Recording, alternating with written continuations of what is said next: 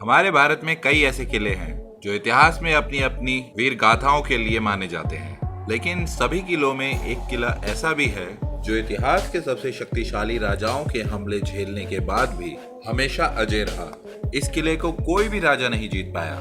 दोस्तों, आप देख रहे हैं ज्ञानी बाबा, तो चलिए शुरू करते हैं। दोस्तों, इस किले पर अंग्रेजों से लेकर मुगलों तक, मराठों से लेकर पुर्तगालियों तक हर किसी ने हमला करा, लेकिन कोई इसे भेद नहीं पाया।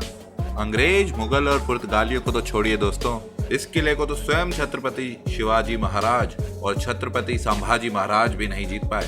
छत्रपति शिवाजी महाराज ने पुर्तगालियों और अंग्रेजों के साथ मिलकर भी इस किले पर हमला करा, पर वह जीत नहीं पाए। ऐसा नहीं था कि इस किले पर राज करने वाला राजा बहुत ही शक्तिशाली था, पर यह किला खुद ही इतना शक्तिशाली था कि इसके सामने बड़े से बड़ा राजा भी घुटने टेक देता था। लेकिन अब सवाल ये आता है कि आखिर इस किले में ऐसा था क्या कि इस किले को जीतना असंभव था? क्या इस किले को कभी किसी ने नहीं जीता?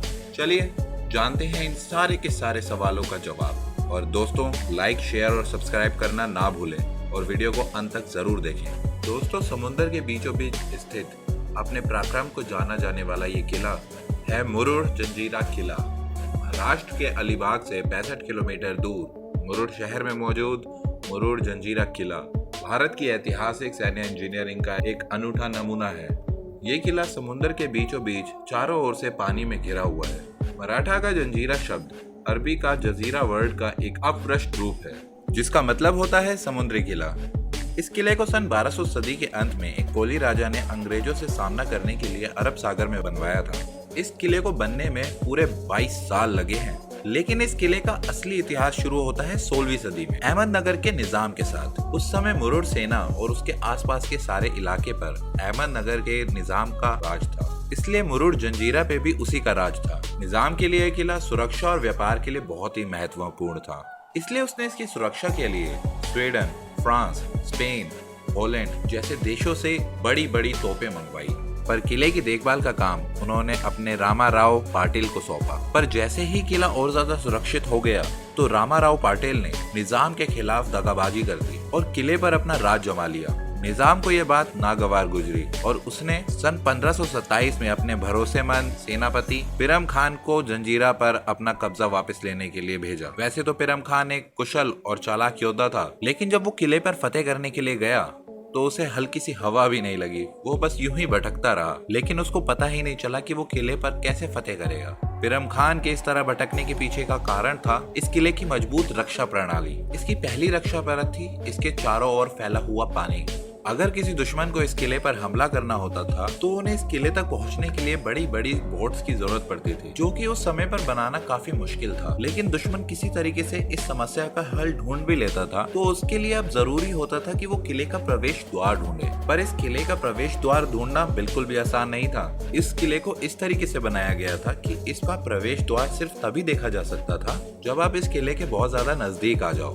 पर अगर दुश्मन बहुत ज्यादा नजदीक आ जाता था तो उस पर तोपों से हमला कर दिया जाता था। इन तोपों से किसी का भी बच पाना असंभव था। और दूसरा, इस किले की बाहरी दीवारें ग्रेनाइट से बनी थी, इसलिए उसे तोड़ पाना तो नामुमकिन था। इसका मतलब यह था कि इस किले को ताकत के बल पर तो कोई नहीं जीत सकता था। पर पिरम खान भी ये बात जानता था कि लड़कर तो वह इस किले को कभी नहीं जीत सकता, इसलिए उसने एक षड्यंत्र रचा। उसने एक शराब व्यापारी का रूप धारण किया और वो किले के सामने जाकर खड़ा हो गया।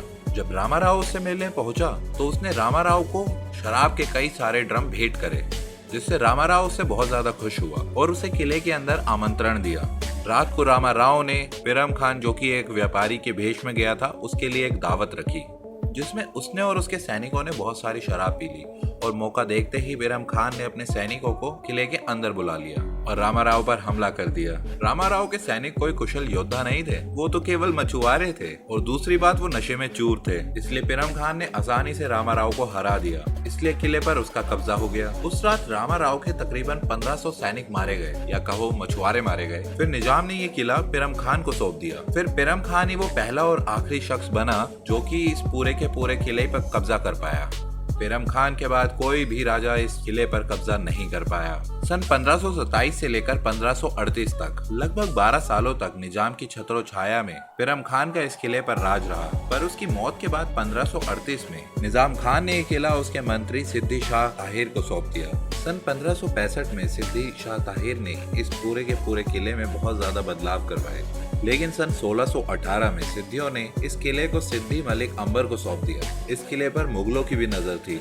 अकबर ने भी जब अहमदनगर पर हमला किया तो वो अहमदनगर को जीतने में तो सक्षम हो गया, परंतु वह इस किले को नहीं जीत पाया। इसके बाद इस किले के इतिहास में सबसे महत्वपूर्ण मोड़ आता है सन 1655 में। 1655 में फतेह खान इस किले का वजीर बनता है। इसी दौरान छत्रपति शिवाजी महाराज की अगुवाई में मराठे पूरी दुनिया में बड़ी तेजी से फैल रहे थे। जब छत्रपति शिवाजी महाराज को इस किले के बारे में पता चलता है तो उन्होंने भी इस किले पर आक्रमण किया, परंतु वह इसे जीतने में नाकाम रहे। फिर सन 1670 में शिवाजी महाराज ने फिर से इस किले पर आक्रमण किया। इस बार शिवाजी महाराज ने इस किले को चारों ओर से घेर लिया था और किले में राशन बड़ी तेजी से खत्म हो रहा था और उसके बाद फतेह खान के पास हार मानने के अलावा और कोई चारा ही नहीं था। लेकिन फिर चुपके से पुर्तगालियों ने फतेह खान की मदद करी और किले तक खाने पीने की चीजें पहुंचाई। लेकिन फिर भी छत्रपति शिवाजी महाराज की सेना इतनी बड़ी थी कि फतेह खान अपने किले को छत्रपति शिवाजी महाराज को सौंपने को तैयार हो गया। लेकिन आखिरी वक्त पर उनकी सरकारों ने उनके साथ बगावत कर दी और फतेह खान को ही बंदी बना लिया और उन बाकी सरकारों ने फिर मुगलों से मदद ली और फिर छत्रपति शिवाजी महाराज को खाली हाथ वापस लौटना पड़ा। और उसके बाद सन 1682 में छत्रपति संभाजी महाराज इस किले पर आक्रमण करते हैं, पर उनके हाथ भी निराशा ही लगती है।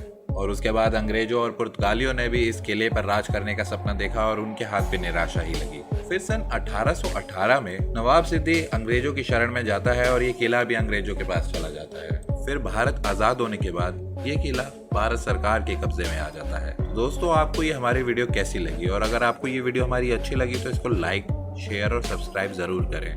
मैं जानता हूँ बहुत सारे लोग नहीं करते हैं, पर यार एक सब्सक्राइब तो बनता है।